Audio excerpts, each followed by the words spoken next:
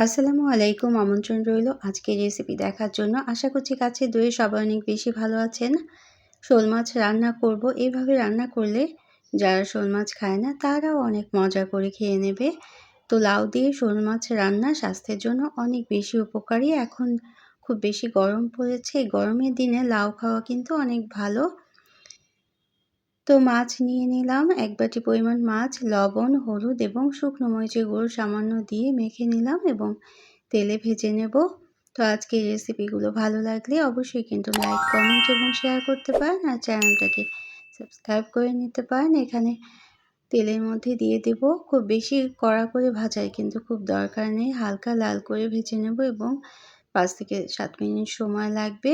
নেড়ে চেড়ে ভেজে নিতে হবে। তো শোল মাছ কিন্তু অনেক বড় পিস করেও অনেকেই খেতে পছন্দ করে, আবার অনেকে আছেন শোল মাছের গন্ধটা সহ্যই করতে পারেন না। তো এভাবে ছোট টুকরো করে যদি শোল মাছটা কেটে নেওয়া হয় এবং এভাবে রান্না করা হয় তাহলে কিন্তু যারা শোল মাছ খেতে পছন্দ করে না তারা কিন্তু বুঝতেই পারবে না যে এটা শোল মাছ রান্না হয়েছে। তো দেশি মাছ, শোল মাছ এটা স্বাস্থ্যের জন্য অনেক বেশি উপকারী। আজকে আমি লাউ দিয়ে শোল মাছ রান্না করব এবং অনেকেই আছেন সবজি দিয়ে মাছ রান্না খেতে পছন্দ করেন না, তাদের জন্য শোল মাছ ভুনা কিভাবে করতে হয় সেটাও কিন্তু আমি দেখিয়ে দেব। তো এইসব রান্না কিন্তু আমরা কম বেশি সবাই পারি। যারা নতুন রাঁধুনি আছেন তারাই কিন্তু আমার এই রেসিপিগুলো খুব মনোযোগ দিয়ে দেখতে পারেন। তো পেঁয়াজ কুচি দিয়ে দিলাম মাছটা ভেজে ওঠানোর পর এবং হালকা মশলা দিয়ে আমি আজকে রান্নাটা করব। 1 চা চামচ শুকনো মরিচের গুঁড়ো, আধা চা চামচ হলুদের গুঁড়ো, পরিমাণ মতো লবণ দিয়ে মাছটা নেড়ে চেড়ে কষিয়ে নিতে হবে। পর্যায়ে একটা টমেটো, ছোট সাইজের একটা টমেটো ছোট পিস করে আমি কেটে নিয়েছি, সেটাও ওই মাছের সাথে দিয়ে দেব এবং আধা কাপ পরিমাণ পানি দেব। পানি দিয়ে মাছটা আমি কষিয়ে নেব। কষানো ছাড়া মাছটা রান্না করলে অনেকের কাছে গন্ধ লাগতে পারে, এজন্য যাদের কাছে মাছটা গন্ধ লাগতে পারে তারা কিন্তু এভাবে মাছটা কষিয়ে তারপরে রান্নাটা করে নিতে পারেন। এখানে টমেটোটা ছোট টুকরো করে আমি কেটে নিয়েছি। 5 থেকে 7 মিনিট পানিটা যখন শুকিয়ে আসবে তখন হালকাভাবে ভেঙে ভেঙে দেব।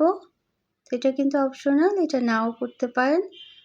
মাছগুলো যদি আস্তেও থাকে তাও কিন্তু খেতে ভালো লাগবে। যেহেতু লাউ দিয়ে রান্না করেছি এজন্য কিন্তু ভেঙে দিলে অনেক বেশি ভালো লাগবে খেতে। তো এভাবে করে মাছটা কষিয়ে নেওয়ার পর আমি লাউটা পিস করে কেটে নিয়েছি, সেই লাউটা অর্ধেক, ছোট একটা লাউ, সেই লাউয়ের অর্ধেক অংশ আমি দিয়ে দিয়েছি এবং একটু পাতলা স্লাইস করে কেটে নিয়েছি। লাউটা কিন্তু খুব ভালো ছিল।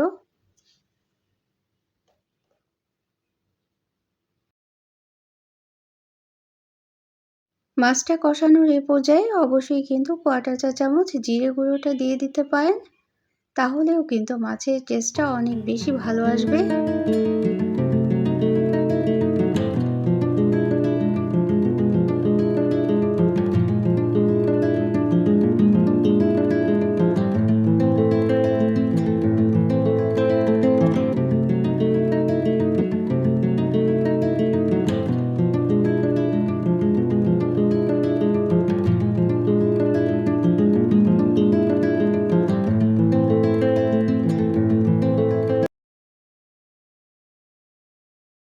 তো লাউ দিয়ে মাছের মধ্যে এবং মশলার মধ্যে এভাবে করে নেড়ে চেড়ে নিতে হবে এবং ঢেকে রাখবো প্রায় 10 মিনিট। ঢেকে রাখার পর লাউ থেকে যে পানিটুকু উঠবে সেই পানি দিয়েই প্রথমে মাছের সাথে লাউটা কষিয়ে নেব। প্রথমে আমি পানি দেব না, তাহলে কিন্তু লাউয়ের স্বাদটা অনেকটাই নষ্ট হয়ে যায়।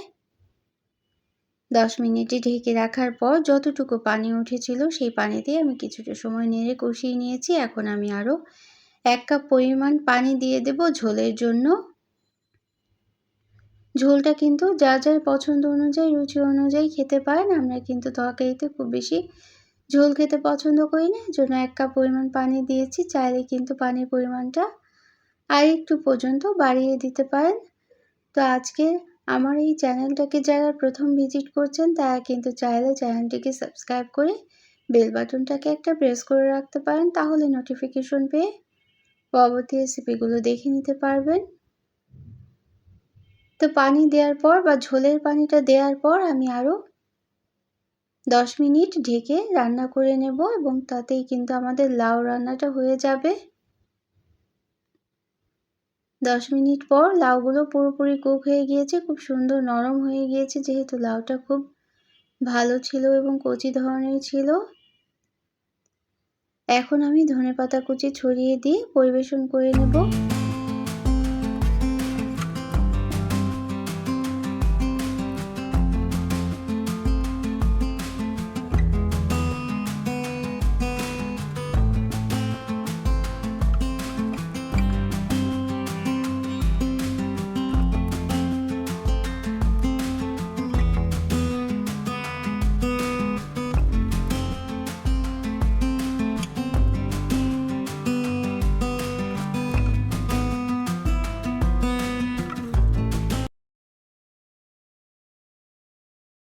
তো এই শোল মাছ ভুনাটা খেতে কিন্তু অনেক বেশি ভালো লাগে। আমি অল্প আলু দিয়ে টমেটো দিয়ে শোল মাছের ভুনা করব এখন।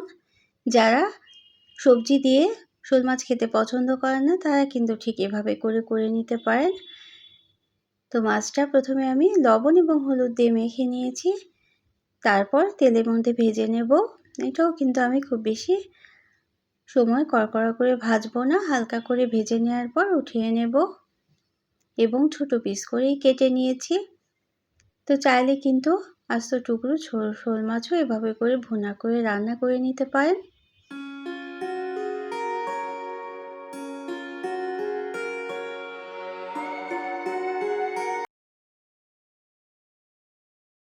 খুব বেশি গরম পড়েছে, এই গরমে হালকা সহজপাচ্য খাবার খেতে কিন্তু অনেক বেশি স্বাস্থ্যের জন্য উপকারী। এজন্যই কিন্তু এভাবে করে মাছ রান্নাটা করে নিলে সবাই অনেক পছন্দ করবে, ছোটরাও অনেক পছন্দ করবে এভাবে করে মাছ রান্নাটা করলে। তো আমি একটা মাঝারি সাইজের আলু ছোট গোল পিস করে কেটে নিয়েছি এবং অল্প তেলের মধ্যে লবণ এবং সামান্য হলুদের গুঁড়ো দিয়ে আলুগুলো ভেজে নিতে হবে। উপরের দিকটা যখন লাল হয়ে আসবে ঠিক তখনই কিন্তু আলুগুলো ভেজে নামিয়ে রাখতে হবে। এবং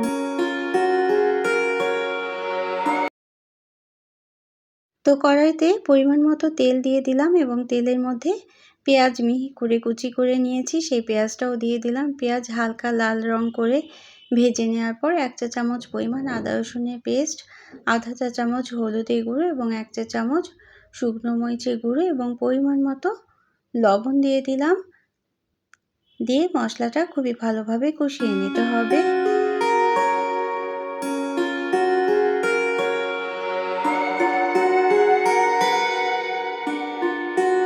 মশলাটা কষিয়ে নেওয়ার পর যখন তেলের উপর উঠে আসবে তখন আমি টমেটো কুচি দিয়ে দেব। আলু দিয়ে যে কোনো মাছ ভুনা করলে কিছু টমেটো কুচি দিলে খেতে অনেক বেশি স্বাদের হয়ে যায়। তো টমেটোটাও কিছুটা সময় নেড়ে চেড়ে যখন তেলের উপরে উঠে আসবে তখনই আমরা ভেজে রাখা মাছগুলো দিয়ে দেব। খুবই সহজ একটা রান্না। কাঁচামরিচ ফালি দিয়ে দিলাম। তবে একটু যত্ন করে রান্নাটা করলে এটা কিন্তু সবার কাছে প্রশংসার হয়ে যাবে। গরম ভাতের সাথে যেন আর কিছু লাগবেই না এভাবে করে মাছ রান্না করলে। আলু এবং মাছ দিয়ে কিছুটা সময় নেড়ে কষিয়ে নিতে হবে। প্রথমেই আমি পানি দেব না, তারপর খুবই অল্প পরিমাণ পানি দিয়ে দেব যেহেতু আমি আজকে ভুনা করব এজন্য। আর যদি ঝোল করে খেতে চান তাহলে কিন্তু পানির পরিমাণটা একটু বাড়িয়ে দিতে হবে। আমি ভুনা করব শোল মাছের ভুনা আলু এবং টমেটো দিয়ে, এজন্য পানির পরিমাণটা আমি কমিয়েই দিয়ে দেব। তো প্রথমে এভাবে করে কিন্তু নেড়ে চেড়ে তেলের মধ্যে মশলার মধ্যে মাছ এবং আলুটা কষিয়ে নিতে হবে।